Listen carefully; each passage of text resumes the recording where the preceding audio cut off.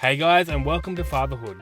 You are listening to the Dads Group podcast, a place where you and I get to connect with incredible leaders, shape the future of fatherhood together, and dig deeper into what is happening inside the minds and hearts of new and expecting fathers. In this episode, we will be listening to the CEO of SMS4Dads, Richard Fletcher. SMS4Dads is simple but powerful. Text messages sent straight to dads' phones with tips, information, and links to other services to help fathers understand and connect with their baby and support their partner. Before we start, I would like to acknowledge the traditional custodians of the lands we all meet on today. I'd like to pay respect to elders past, present, and emerging, and any Aboriginal and Torres Strait Islander people we have listening to this episode today. Cheers, guys. But it's an absolute joy to have you on, and we'll get to know you as we go through this interview. But I wanted to ask you first, Richard, what fatherhood means to you personally. Well, just about everything, really, I suppose. It's been a big deal for me from when I was in my early 20s, having my first family, and as a stepdad, and now as a grandfather.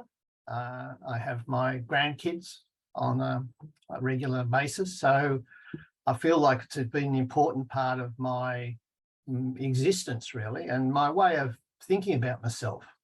I can't really put myself in the place of people who, for their own very good reasons, decide not to have children, because being around children is such an important part of it. Even if it isn't always stress-free, it's still nourishing in a way that if I haven't seen kids for a while, like being a grandparent, my kids are grown up and have moved out, so I only see little kids occasionally when I go there or have them over here.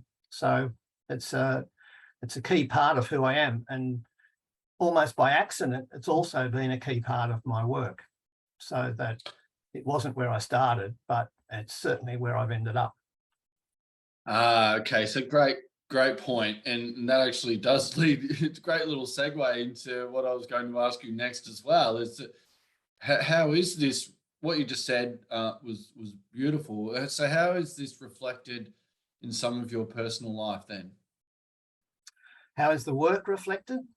Yeah, or how is you were talking then about how important it is for you to be engaged and involved in children's life, whether it's your own or whether it's your grandchildren or other children of the family or people that you're connected with.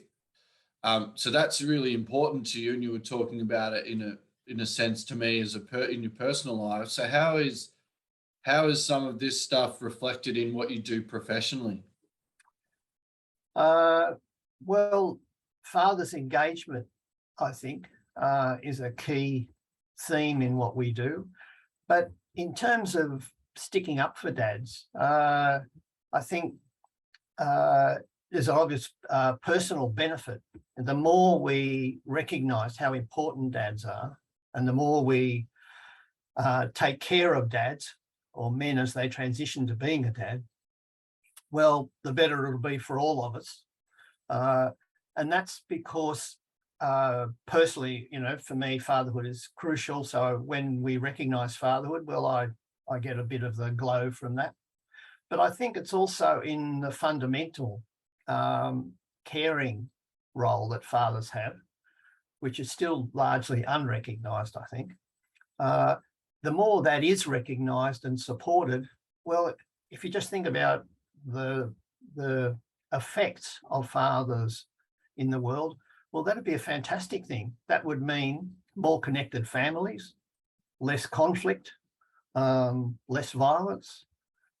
Encouraging fathers caring and recognising that and supporting it, that's what I see as my contribution to like world peace and making the planet better, and pretty well everything, seems to me.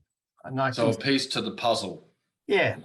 So that's sort of my own perspective is definitely focused on fathers, and I see the potential for enormous benefits if we did a better job as a society of recognising and supporting dads. Yeah, wonderful. And obviously, as a father myself, that very much resonates with me. And again, I just find it a thrill to hear you talk about it in that way. So, is this how SMS for Dads? Is this the foundations of how SMS for Dads came about? SMS for Dads came about because of the frustration of trying to get dads to come to things. So I'd worked with services over decades, all sorts of services, childcare, GPs, hospitals, schools, preschools, running dads things, getting dads to come along and be part of things with the idea of being more connected to their children. And it was such a repeated experience we advertise and we encourage them, and then on the night or the day, it didn't matter really how many turned up. It was always a lot less than you wanted. You really wanted them to be storming in the door, but that never happened. You could make the cut sometimes and you'd feel really pleased. The work with the dads was satisfying. So the early work we did in some of the most disadvantaged areas of Newcastle with dads groups, that was very satisfying. But that was like 12 dads at a time, and if you do the maths at all on how many dads were around, then it's not a big step to say, well, however great this particular group is, that's really not reaching the majority of dads, or even half of them, or a fraction of them. So yeah, that frustration of trying to reach dads, I'd done a thesis on emailing dads as a PhD, where I tried emailing dads and recruited them through obstetricians and antenatal classes, and supported them with information and so on, and links to somebody who could talk to them about trying to get them to support their attachment with the baby. And basically it didn't have a great result, because dads sort of, the emails were okay, but it was only a pilot, and we didn't get a sufficient sort of effect to think, oh, this is the way to talk to dads. So I left it at that point. And then some years later, Beyond Blue had a bit of spare change, and we had a conversation, and SMS for Dads was born. That's fantastic. It's SMS for Dads.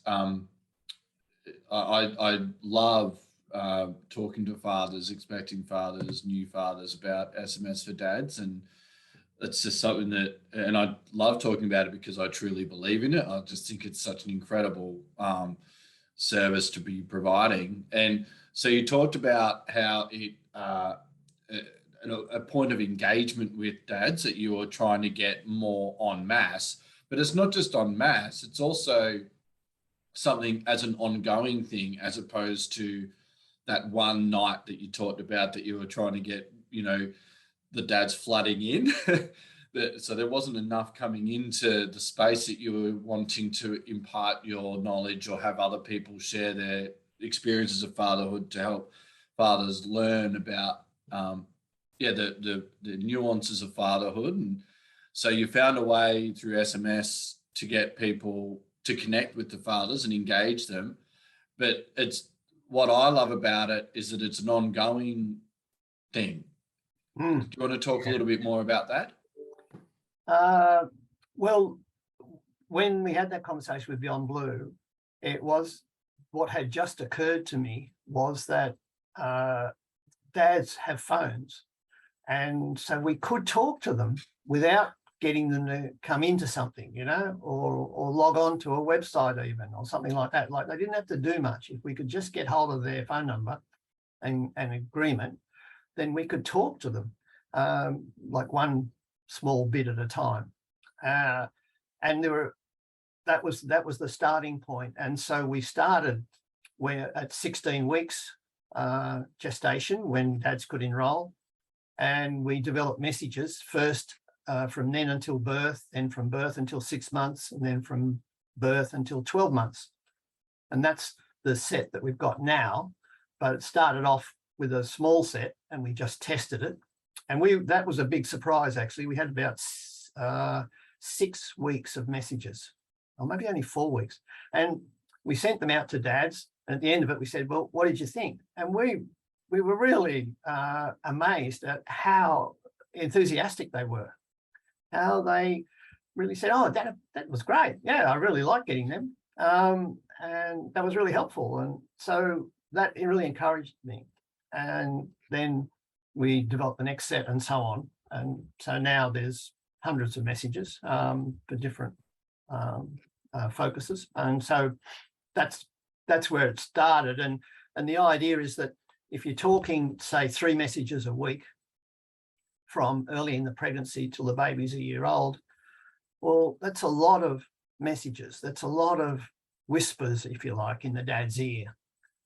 So it's a way to talk to dads. And as dads leave and we say, well, goodbye, good luck, we do get a lot of text back saying, oh, don't go. Can I get these until my kid's 16 years old? And dads really appreciate that. And I think one of them expressed it as it's like a mate putting his hand on your shoulder, so that it's somebody there to sort of back you up in a way that's not pushy or too loud.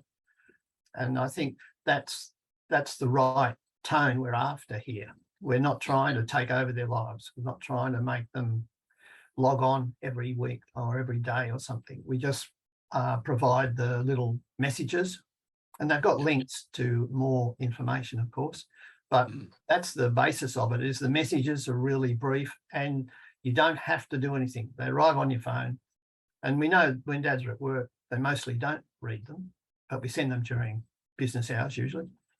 We try not to interrupt the rest of their life. So we because we're doing it nationally, we take account of time zones and so on. So that's important, that it's a brief message. It's 3 times a week roughly, and you don't have to do anything. We do keep track of when dads open links. And so we know that the average time between getting a message and opening a link is about 2 days. And dads tell us a lot that they say, well, when I've got a minute, I go through them, I flick through the messages on my phone and read them then. And because they tell us when the baby's going to be born, we know quite a bit about what's happening in their family, in the sense of we know that the baby is going to be developing in this way. That's not a secret. And they forget that they tell us, because we're talking to them with these messages 3 times a week. And they've told us when the baby's going to be due, then the messages are synced to the baby's development. So they text back, especially after the birth, they send a text back and say, do you have a camera in our house? How did you know she was going to be rolling over? How did you know she was going to do that? Really, they literally say that. Do you have a camera in our house? Because they feel like we're so spot on. So that allows us to be spot on because they've told us when the baby's born. Yeah, and so it's a talk back message service too, though. So because you're talking about how they're writing back, so because a lot of services. That's not what we ask for, actually. We ask for a couple of times we want responses, but the messages we get are not ones we ask for. And I think that's because really there aren't many places for a dad to go to talk in a way where he doesn't have to explain himself. I mean, you can call up a mate, of course, but it isn't that common to call up a mate just to say, oh, we had mustard poos today. You don't bother your mate with, details and momentary excitement, but you can do a text. And so we get, the thing that surprised me most actually is that we don't know when the baby's born because we're not connected to the hospital system like that. We rely on the dads to tell us. And I am really amazed at how many dads tell us on the day of the birth. Wow. I think of me around the birth of my children. I was so, stressed out and excited, and I think texting somebody would never have occurred to me. So I'm quite surprised by how many dads do text us on the next day or the day. Yeah, and that's so great, and thank you for sharing that. And the more I get involved in or engaged in conversations with expecting fathers, the more I'm amazed in their approach. You got dads that go the ignorance is bliss pathway, I'll just wing it. Yeah. And you got other dads that are, I want to know everything, I want to plan everything, I want to know every little bit of detail. And I've heard some that the ignorance is bliss worked well for them, afterwards they've found for a period of time anyway. And then the others where going the planning route didn't quite work out either as well, where I'm not sure if I've heard someone tell me their birthing plan went to plan. Yeah. But it's interesting, when you're at a PBC expo and you're talking to an expecting dad, and you just see them, there's this sense of really relaxed.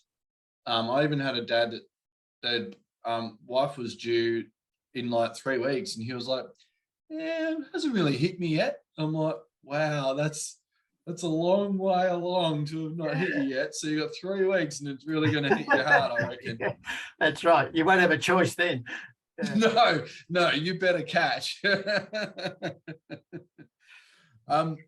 Richard, like all of us, as a father, I reckon I did at least 2 or 3 failings this morning dropping my kids off to daycare. So, it happens. Is there a fatherhood failing that you can recall that you've experienced from yourself over the years? Yeah, there's one that's really stayed with me because it's part of the work, so it's central to the work in a way, and that is when I was separating from my partner and the children, that I underestimated how important I was, and was thinking about myself and what I'd like to do now and things like that. And that's something that if I was talking to myself now, if I could go back and talk to that young 27-year-old Richard, I'd probably knock him around the head and say, wake up, stupid. Because it seems obvious to me now, and I see examples of it, that fathers are really important, and their emotional support for their children doesn't end at all when you're not in the house or not in an official role. And that goes for stepdads and boyfriends, and as well as biological fathers.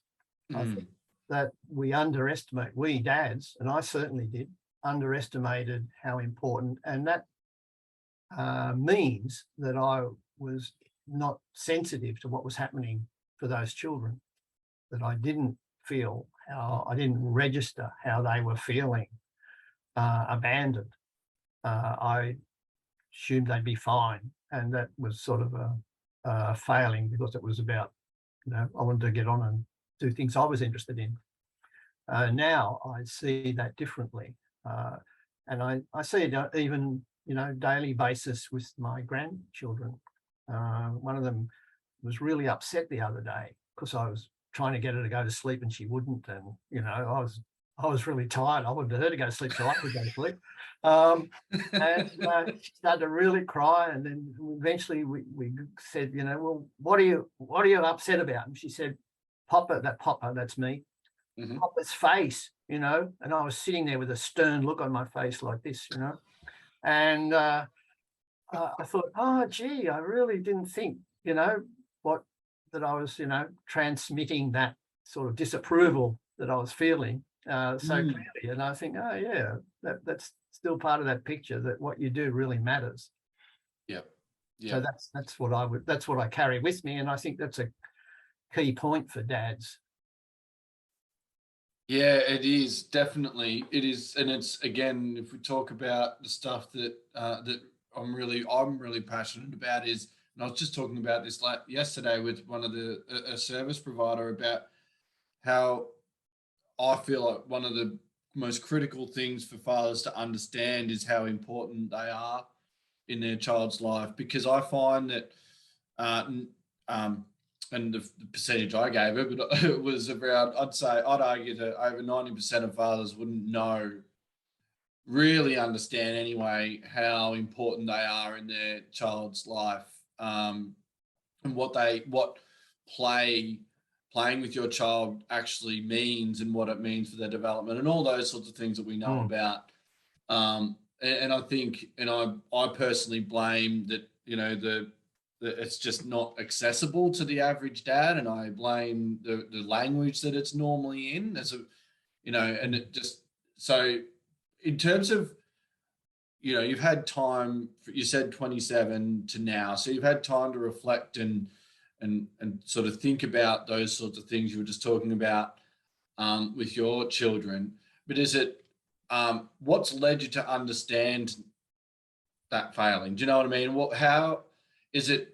Because at the time, do you think you were aware of how important you were, but you ignored it, or is it over time in this space you've learned more and more how important a father is, that has now led you to go, wow, I wish I knew this then to what I know now? Well, I think it's both. I mean, I'd like to say it was just lack of knowledge, but if I was more honest, I'd say it was also just self-interest. I was more selfish in that age. But I think the lack of knowledge is important. I think you put it very well, that we don't we don't have access to that. There isn't that language for dads. And part of the work that I've done was to try and document that. So that big study we did of the 3,000 children in the longitudinal study of Australian children, that data that we analysed to see, well, if the dad had symptoms of depression, like we've known for years that if mum has symptoms of depression, then the kids don't do so well as a group. That's why we have all these services for trying to stop postnatal depression and reduce it and treat it and so on. But for dads, there wasn't that evidence in Australia, certainly. So when we looked at that data, if the dad had symptoms of depression in the first year, then that child was 3 times as likely to have problems when they got to preschool age. And that was a big piece of the evidence that, just like for mums, the way you react to your children, the way you play with them, because depressed dads, if you're feeling miserable and hopeless, then you're less likely to be an effective playmate and carer. So what dads do is important, just like mums. And that's from day one. So the idea is common with dads, that they're important once the kids can kick a footy or they're running around, you can wrestle with them on the couch, that's true. But it's also true that what you do from birth matters. And that's a big shift. And I think that, to give dads credit, we didn't really know that. That paper was published 2008 or no, 18. Recently, relatively. And we didn't know that. We didn't have that good evidence that how dads interact with their babies affects the baby. I mean, now we've got good evidence that it affects the brain development. So it's not just about depression and behaviour problems. It's about all the positive things too, that dads contribute to that baby's development. I think now we've got the evidence. Now we're in a position to be really pushing that and saying, well, dads should be more central to our ideas about caring for children and growing them up. Most definitely. And I love, and it's just amazing work that you do, from a research point of view. And this is absolutely critical, from both a father point of view, but also a service delivery point of view. And I can honestly say that when I'm talking about this sort of stuff with dads, in a more of a conversational point of view or a discussional point of view, I always ask them, now that you're aware of this information or knowledge, how do you plan on going?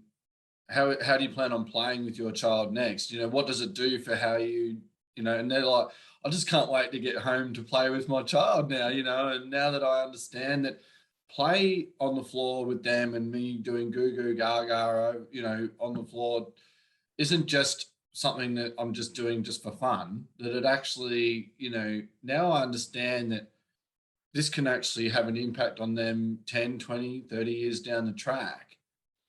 This excites me. Now I've actually got some connection here. So it's amazing. And I honestly say that it's really helpful for me to know this stuff. And I've learnt this stuff from the work that you've done and other things, that there's people like myself out there that are imparting this knowledge in, as I said, in more discussion type settings or dads groups or dads night in sessions that we run. So I really appreciate what you've done. The other thing the first thing that I was introduced to since I became involved with Dad's Group from a service delivery point of view is fatherhood inclusive practice.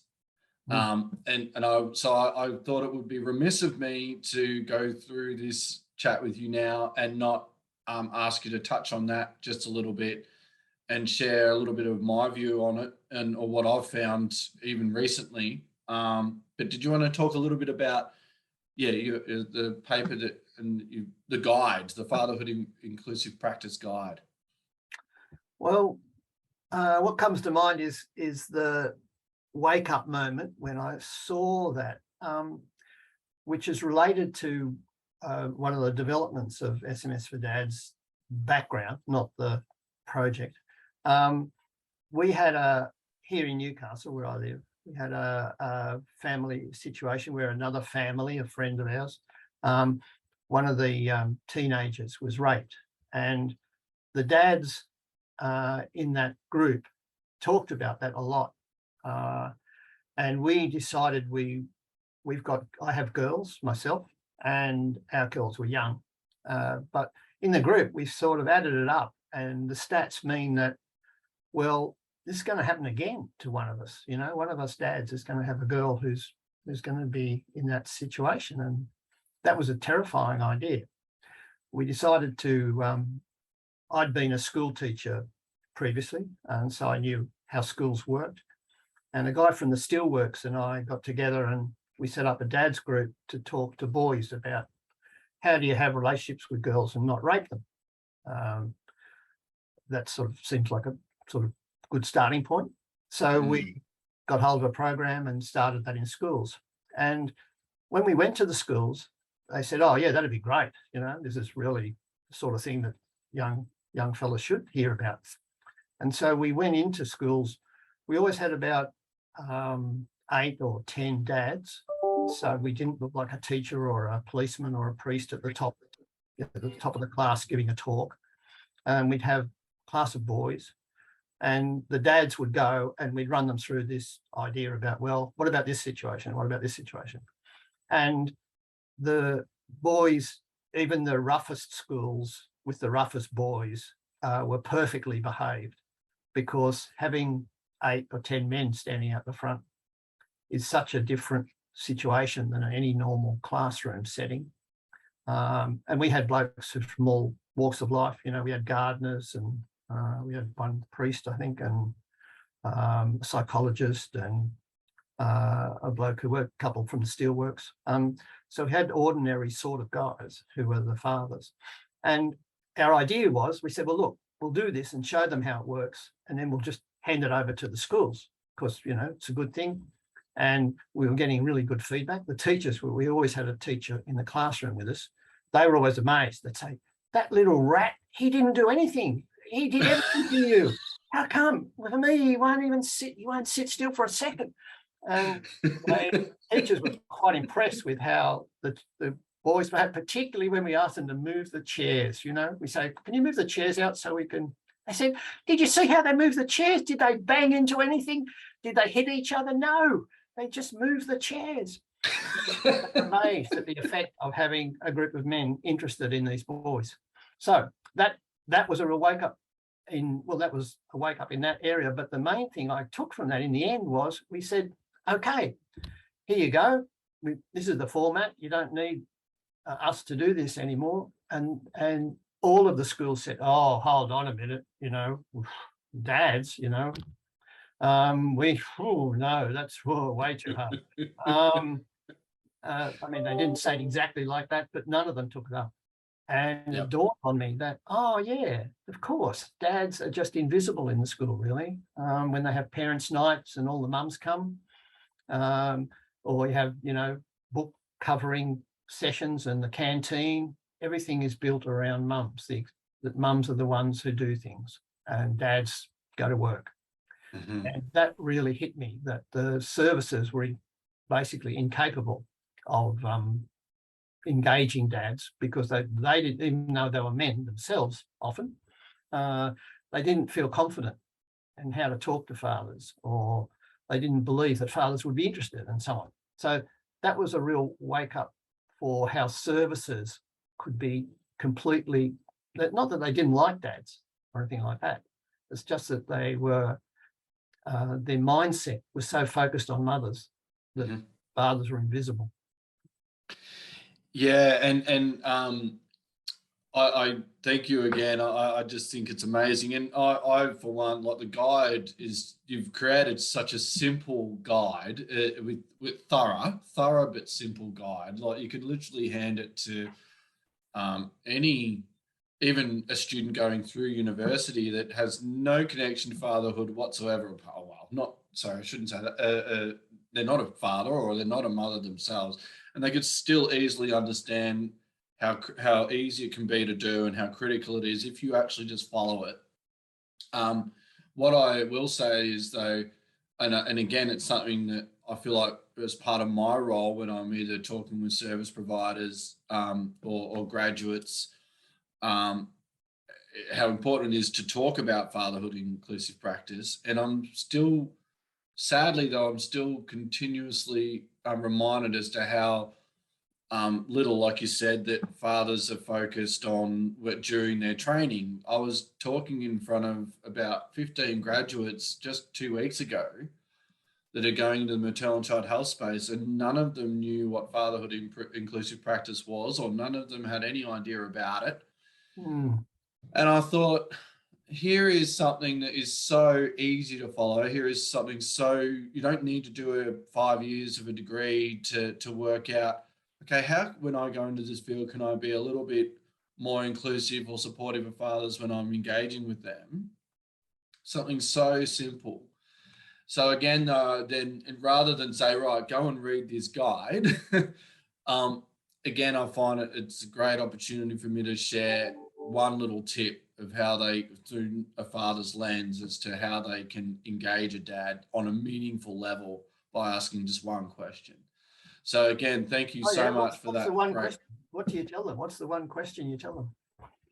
My question that I share with them that they can ask is in two parts. One is if it's an expecting father, the question is, how are you feeling about becoming a dad, and frame it in a way that I'm not asking you to screen you or to find out, your mental health. I'm asking because I'm interested. That's question number one. The second part of it is if it's a father that you're talking to that's become, the baby's been born and you're now a maternal and child health nurse and you're talking with them 6 weeks down the track. The question is, how's fatherhood treating you so far? How have you been going as a dad so far? That's it. Now, and I share with them, you're going to get a various amount of different responses, but at least at the very fact that when they leave that room, they're going to feel as though at least valued or part of the journey, part of the conversation, and actually, not just sitting there because they're there with their partner and along for the trailer along for the ride, and the look on their face. And I also say that this isn't something that you can just do once and you'll be really great at it. You're going to be finding this really hard to do at first because you've not been trained. You've not had that focus. So anyway, that's the question that I share with them. Great. You know, Sounds good. And I've had some feedback that they've put it into practice, and Yeah, not only did they feel better, you know, that they had something to actually ask, yeah. but they could sense that there was an impact that they'd made with the dad, you know, in that moment. And so, yeah, but again, maybe I need to find an SMS service or something that we could, because I'm not getting in front of enough. Richard, you shared before about a failing. We'd love to know have you got a success story, a fatherhood success story, in your own experience? Success. Well, I felt success, I suppose, in following kids' initiative when I'm playing with them, particularly. So that's sort of being told what to do. And to success in the sense of I put, for those moments, I managed to put aside my own agenda and what I thought we were going to do, particularly if you're playing with little ones, I think, when I was playing. And I had a success just last weekend. I was in the park, family gathering, and a couple of the extended family, very big young men, really big. And the two 4-year-olds were pushing them over. And these 6'4", you know, I don't know, 150 kilo blokes, when they were pushed, they just collapsed. They fell on the ground. They didn't just move. They actually fell, going, oh, you know, making this big noise. And the 4-year-olds, they were power drunk. They just couldn't stop. They just, every time they got up, they wanted to push them over again. And I thought, now when I play with them, I don't fall like that, you know. So a bit later, they'd gone. And of course, the 4-year-olds look around, who's the next person I can push over? So when she pushed me, I fell, like I really fell. And I felt something go crack and so on. So I was thinking maybe this is, maybe there's an age range here that you shouldn't. But I thought, wow, I hadn't thought how completely they fell. Like that was such a complete satisfying feeling for those little kids, that they didn't just push them out of the way, that they actually collapsed. And so, yeah, I felt like I learned that last Sunday, and I'm still recovering, but I'm okay. might have had about 5 visits to the physio, but Yeah, that's right. Oh, that's fabulous. And so child-led play is for those that are kind of wondering a little bit more on what that might be. And so look up child-led play. It's critical. And what I've found as well, and I'm also studying primary teaching at the moment, Richard, and Yeah. as part of my studies, you're learning about play-based learning and things like that in preschools, and I love the fact that I've learnt that stuff that allows me to then share to the average mum or dad that daycare isn't just, they're just playing meaninglessly. Yeah. You know, and what and how that actually translates to when you're at the park and playing cafes, that there's nuances amount, whole numerous amount of things that child is learning, that's building the foundations of their schooling learning, numeracy, literacy, relationships, learning about themselves in that 5 minutes or 10 or whatever it is of cafe time, when you're imparting the bark cash money, it's so you're right. So child-led play is the I think term. one of the other things I've really enjoyed is there's an issue around, you like to teach your kids, but teaching them is a sort of a tempting thing to do, to lecture them. And you also know that doesn't work very well. But it's sort of, an urge. You want them to know things. One of the things I really enjoyed was telling them stories and putting things in the stories which they didn't need to understand, but later they would grasp. And so when I used to tell stories all the time to my young ones, preschoolers and in primary school age particularly, I had a sort of ongoing story, a saga that I'd tell the next chapter of. And one of my children had a phenomenal memory, so I didn't have to remember the story. She'd remind me where we were. And so then I could continue. And one of the things I did was I embedded Avogadro's number, which is a concept from I used to be a science teacher, about the number of molecules in a gas. And I just included that in the story. And she, of course, didn't have a clue what that meant. And didn't need to for the story, but it was a feature of the story all the time. And then when she was by the time she got to high school and was doing science in high school, she came home and said, "Hey, that number." So I was really delighted that I had successfully implanted this sort of concept almost, that sort of thing I really like, that idea that you can, impart things in a way that isn't so direct. It's not like I'm teaching a science. I'm just sort of putting things in there that'll click with her later on. That's such a really good point. And because again, if we're putting it into,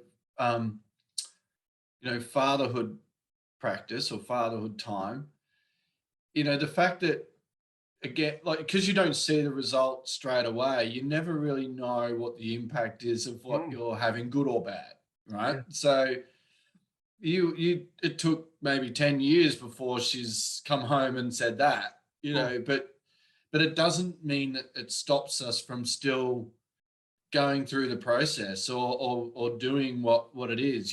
We talked before about the impact that fathers can have on their child's development in their adult years. Well, that's 10, 20 years down the track for most people. So, but don't let that go, all right, well, I'm playing, but I'm not really seeing much here, because chances are that result you'll see in 10, 20 years time. And I imagine I'm going to feel more joy at seeing it at that point than what I would if it was instant anyway. Yeah. And so that's such a good message that you're sharing. So which leads into the next question I have, is if you've got a tip or some kind of words of encouragement that you might have for a newer and expecting father. Words of encouragement, certainly. Don't underestimate how important you are, that you are important. Well, we now know you're important way before the birth, not just because you supplied some of the genetic material, but for a number of things that you might do before the birth, and encourage the partner and support the partner to do, the mum. But certainly from the birth, once you have a baby, then you're very important for that baby's development in all sorts of positive ways. So this is something, your job definitely starts from day one, and you have the opportunity to help develop that little person's brain and skills and competencies just from the way that you hold them and look at them and talk to them. And we now understand that babies develop their own emotional life by reacting to your emotional life. So that when you're looking at that baby while you're changing their nappy or putting on their suit, the way that you convey emotion in your face, the look that you have on your face, they're registering that and thinking, oh, I get it. That's so if you're feeling grumpy and you're putting their suit on with a little less care than you would otherwise, that happens, then they're registering inside. I see, I'm feeling grumpy. They're registering their own emotions by looking at you. And I think that's a big thing, that you get to develop your child's understanding of their own emotions by what you show them. And I think that's something that I certainly didn't get when I was in that role, babies particularly. I was very much thinking, well, mum's the one that knows how to do this. I'm here to help. Now I think, well, we're doing a lot more than helping. We're one of the big influences on that little baby's development in all. Yeah. Yes, most definitely. And I want to actually seek an extension here on this question, because I feel like sometimes we talk about supporting partner, right? We talk about, how to support your partner, but I'm not sure if we elaborate on that enough for people to actually understand, well, what does that look like? What does support my partner actually look like? Because I know for me, again, I find that it's really important to help fathers understand, and I wrote an article on this recently, that fathers have this idea that because women are women and they are the ones that have pregnancy and give birth, that they are somewhat an expert on being a mother or being a parent, that it just should come naturally, that they're nowhere near as terrified, or they have far more confidence in their ability as a parent and know way more what they're doing than what a dad does, when in actual fact it's absolutely quite the opposite, where mothers, yes, they might be more schooled, or they might have some kind of, a little extra knowledge than us, but they're just as terrified and have just as little idea about being a parent as we do in reality. That's the way I think we need to look at it. Yeah. So, but for the dads out there, you said support your partner. What do you mean by that? What kind of ways could they support their partner? Well, let me just give a little plug here for people going to the SMS4Dads website, because we have part of our team. We've got a team of about 12 on SMS4Dads, and one of them has been involved a long time is Dr. Chris May, and he particularly has specialised in this support. So if you look up his writing, a lot of the website material on support is written by him. That's really worth your while. But the idea, I think, of what is support is a good question, because you're right. We get told that a lot, and there is that idea that you have to do exactly what the mum does to support. So that's another part of that picture, that what you do might be different. One dad told us, we're talking about how you stop your kid, or how you stop being stressed about crying, and nothing seems to work. And he found out if you put the dryer on and it's spinning, and you lean on it, then the rhythm of the vibration was the secret for getting his child to stop crying. And that was his idea. So mum was a bit puzzled by why he spent so much time in the laundry. But we don't have a dryer. I'm on it to go get one. Yeah. I think dads often have different ideas about support in that way. But in terms of supporting the mum, well, I think one of the steps forward is to realise that there's different ways you could do that. One's emotional support, like asking, as you described earlier, about, well, how are you going? Just asking the question to show that and being ready to listen. So you don't have to solve the problem when she tells you how bad things are. You don't have to rush into fix-it mode.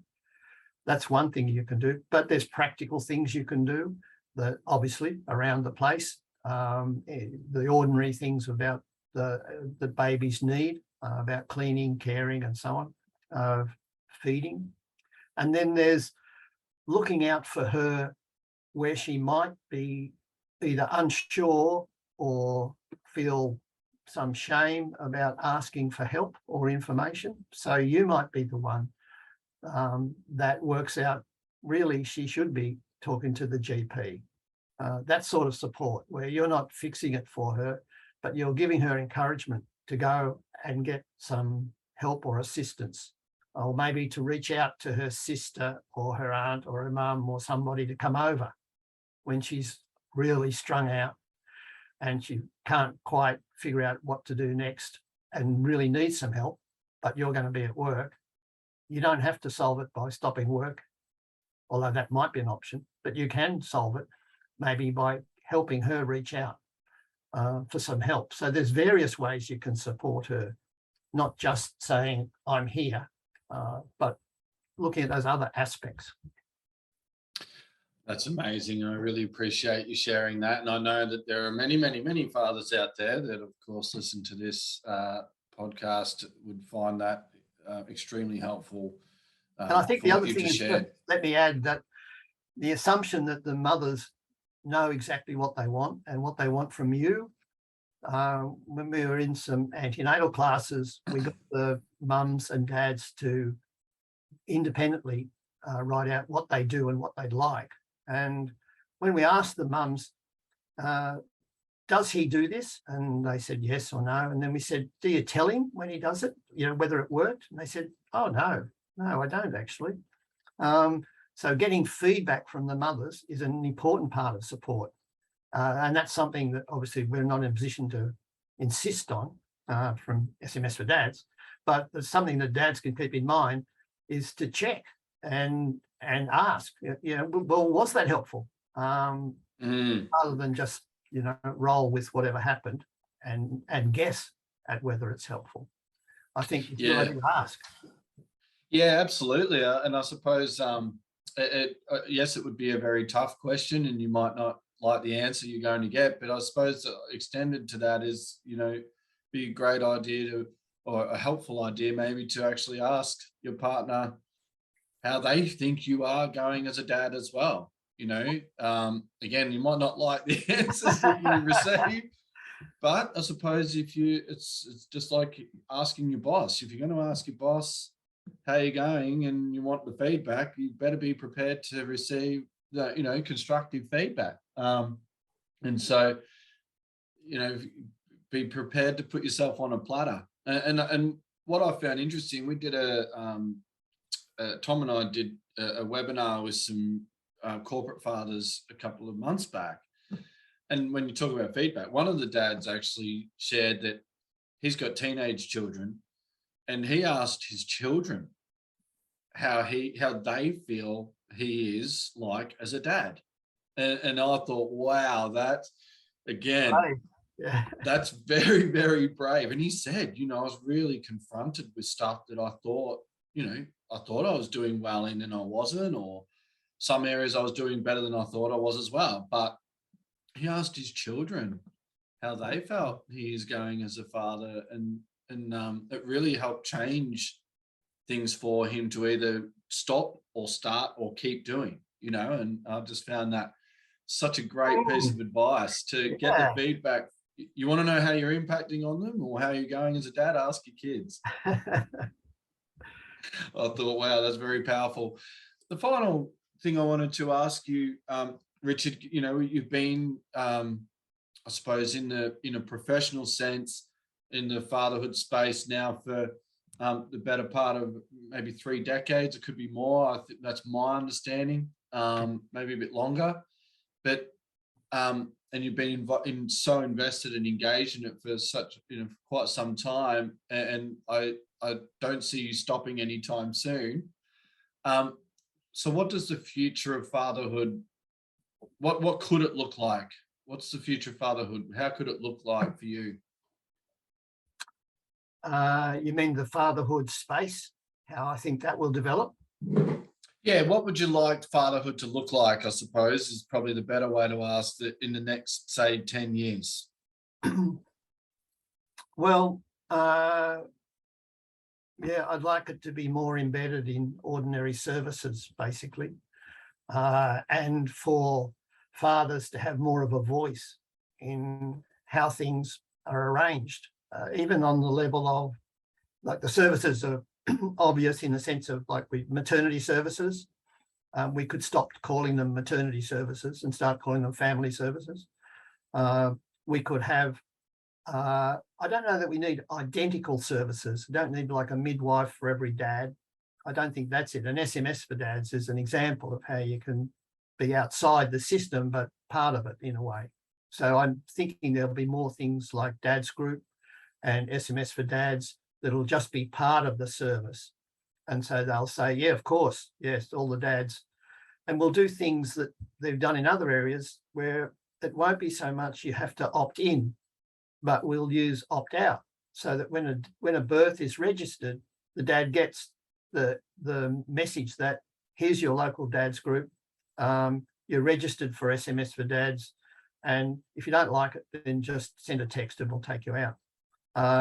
Rather than leaving it for the organisations to go and recruit dads. It's automatic, like it should be automatic in the way we do things. It should be part of the picture. And I suppose in fathers' own minds, I'd like to see more confidence that of our role, of our central role. And I think of that in terms of on the industry level, where dads, I think, accept the company saying, or the organisation saying, well, yeah, sorry about that. You know, I know you applied for leave, but we can't afford to let you go right now. Or, yeah, I know you'd prefer to work part-time, but we can't find somebody else to do the other half of your job. So you'll just have to stay doing 60 hours a week for the next 5 years. I think those sorts of things that are, you know, we have environmental impact statements when companies want to do things, not just mining, but other things. And there isn't a family impact statement. I think that would be a step forward, so that companies and organisations have to account for the impact that'll have. You know, somebody was working on the ships, was living near me, and they changed their roster to be 6 weeks away instead of 2 or 3, I think it was. And that was just done, you know, bang. And that meant their whole family life was just completely, changed without any consultation or thought about what that might mean, and so on. So those sorts of ideas, I think, are things that are growing. So I don't think it's things that have to be invented from scratch. I think there's models around, there's examples of services and organisations like Dad's Group and others that are there. And I'd like to see them embedded in normal service delivery, and for dads to feel confident that what their fathering role is what's going to keep the society working well. It's not an add-on or an extra or just something private to do in your own personal space that's got no other benefit just within the family. It's got enormous benefit to the whole community. So I think that's what I'd like to see recognised. I love that. And I would think that now that there are more and more companies, you know, particularly, like, I don't think there's a big law firm out there that I've heard of that hasn't now embedded the 3 months leave or whatever it might be, 3 to 6 months leave, parental leave, be it whether you're the primary caregiver or not. You know, they've got very clear points around, you don't need to be the primary carer to have this. You can even divide that into yours, and, you know, a whole range of things. So it's clear that there are companies and organisations that are going that way. They're swaying that way. And I'm not sure. I wonder whether they must have done some kind of background, you know, research into it before making that call, unless they just did it because another firm did it down the road, so they want to be the competitor. But I wonder whether or not this is, there have been companies doing this for a couple of years now, at least.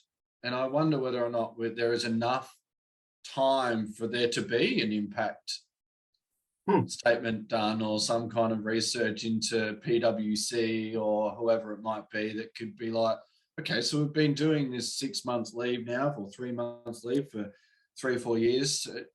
How is it going? Surely someone's looking into it. I'm sure they are. Yeah, I'm sure they're keeping track of that. And companies like Spotify and that, who have amazing parental leave. What's theirs? That you take parental leave, and I think it's something like you take as much as you want, really. Wow. Okay, so I think we might need to go and get a job at Spotify. Yeah. And they say that what they have evaluated, in that they say, well, people don't just rip the company off. It's the opposite effect. It makes them very loyal. So they take the leave. It really improves their family life. and they think the world of the company that helped them make this happen. So then they come back more motivated, and the Spotify the company gets a benefit from it.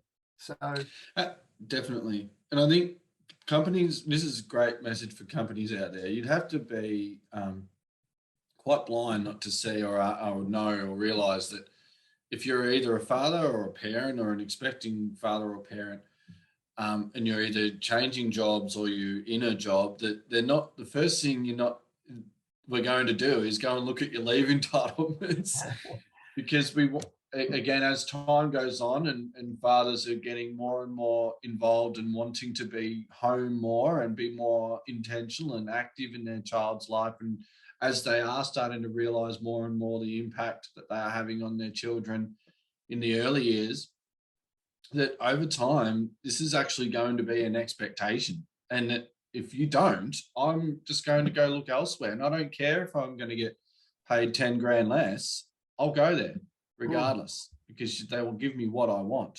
Yeah. But it's all based on the back of the work. You're a huge piece of the puzzle, Richard, that we were talking about. I cannot thank you enough on behalf of myself and all of the fathers across the globe. I hope you understand, or at some point realize, the footprint that you've put into fatherhood for all fathers, as I said. And I just cannot thank you enough for all the work that you've done. And I know that there are other people, Chris May and other teams of people around you that have helped you along the way. But from the bottom of my heart, I cannot thank you enough for all of the amazing work that you've done. And I think my kids would say, yeah, that's really good, but we've taught him most. That's probably true. That's absolutely true. And so maybe we might get them on one day and ask them collectively, how's Richard gone as a father? Yeah, that's right. Oh, I'd be nervous. But thank you so much for coming on, Richard. I love talking with you. It's been an absolute pleasure, and I cannot thank you enough for you giving us your time. Okay. Well, nice to chat with you, Adam. I hope you guys enjoyed that episode. If you would like to find out more about SMS4Dads, Dads Group, join a digital Dads Group session, which is where these podcast episodes are recorded, or connect with some of our amazing partners, check out our website at www.dadsgroup.org. We'll link it in our podcast notes for you guys. Please remember to like, subscribe and review, and please share with any dads and families that may benefit from hearing this podcast episode. Thanks, guys.